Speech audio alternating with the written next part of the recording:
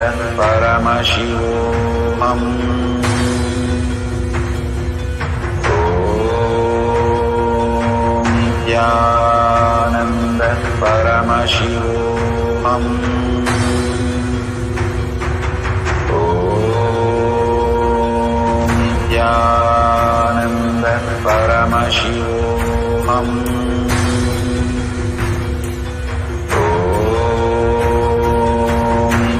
नित्यानन्द परमशिवोऽहम् ॐ नित्यानन्द परमशिवोऽहम् ॐ नित्यानन्द परमशिवोऽहम्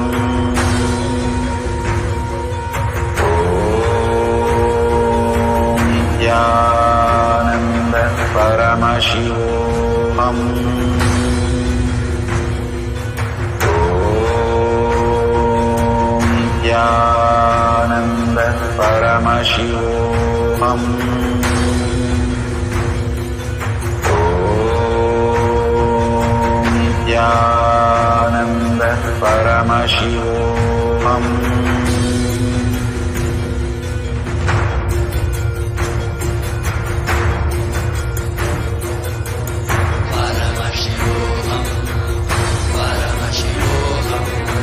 Let Paramashiva's third eye manifest in all our third eyes. Let the Amrita pour, let the Vanni open up, manifest in all of us.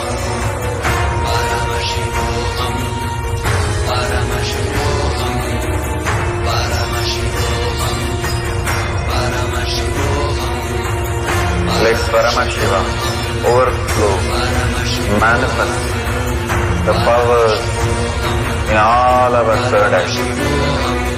Om Nityananda Paramashivoham. Om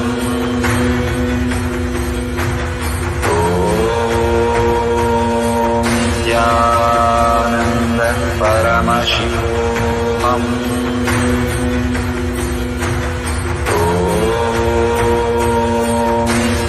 Nityananda Paramashivoham. Om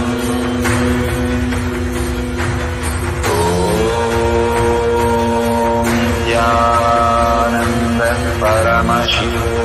Om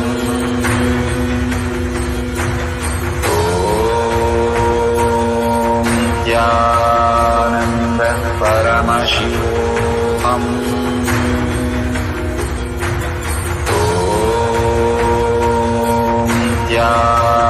Nityananda Paramashivoham. Om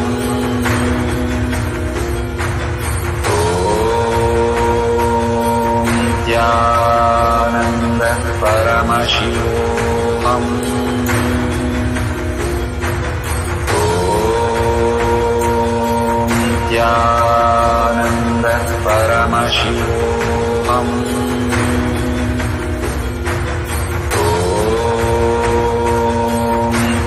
Nityananda Paramashivoham. Om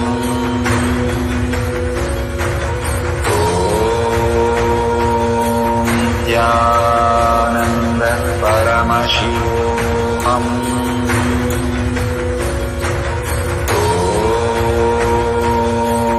Nityananda Paramashivoham.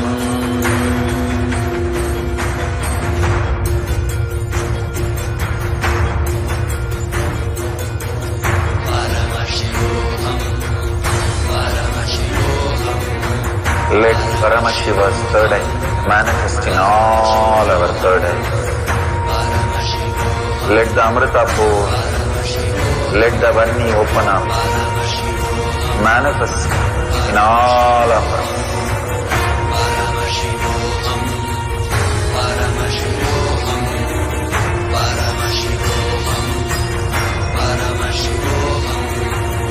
Let Paramashiva overflow, manifest the powers in all our third eyes.